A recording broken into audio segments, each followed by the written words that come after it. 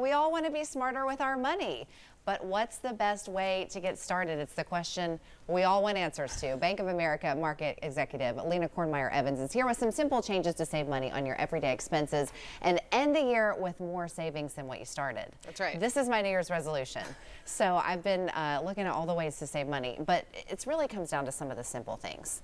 And you say you can start with things like making your own coffee, having lunch at home instead of going out. But how much money are we really talking about with that? So believe it or not, you could be saving a lot of money. Okay, there's a lot of money out there on the table and we don't even realize it because we're just getting the busyness of life and everything like that. The average household wastes about $640 in food every single year. Wow. And spends about $2,700 on meals out, which is a lot of money. That's a lot of savings up for grabs, New Year's resolution stuff, right? So let's dive into how to keep that money in your wallet, and let's start at the grocery store. Okay.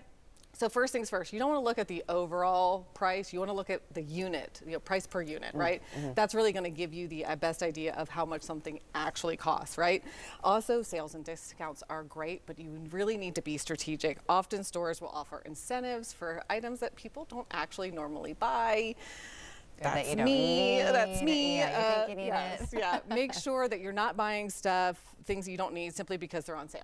Okay, that's a big thing. We really get into the habit of, oh, this is on sale. I'm a big, oh, it was for sale, which is not good. Don't do that. I do that too. Don't do that. We talk about this all the time. Make a plan. Make a shopping list, right? Plan out your meals for the week. Challenge your family to eat one additional meal at home every single week and see if you can see how many meals a week you can get to eating at home. That includes the making coffee and taking your lunch and breakfast and stuff like that to the office. This will help you eat up all of your groceries, which really reduces waste, which is really, really important, right? And then also, it'll help you get really creative with your leftovers. You know who's good with that is Mike, raiding the pantry and see what's left and what he can make out of that. We could all be better about that. All right, what about household costs? How can we keep those household bills down? So thanks to dads across the world, we already know that turning off lights and unplugging gadgets is a great place to start. So those are great baby steps.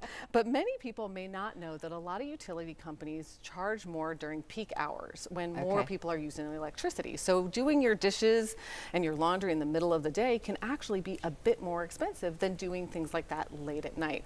So think about when you can kind of get off peak hours, hit that dishwasher right before you climb into bed, doing laundry overnight and that kind of thing. Average household will save about 6% on your utility bill over the course of the year if you make that a consistent practice. Just the time of day can really make a difference. All right, what about transportation? We know we can't control the price of gas, obviously, but is there a way to ease the burden? So this is where technology comes in handy, right? So there's a lot of apps and websites out there that will tell you what gas stations in your area have the cheapest gas. So just by doing a little pre-work and research, you can look at saving up to $300 a year before you even pull up to the pump, because you can look and see what gas stations near you. And if you're hitting the road, same thing. Plan ahead, look and see what gas stations prices are along the way.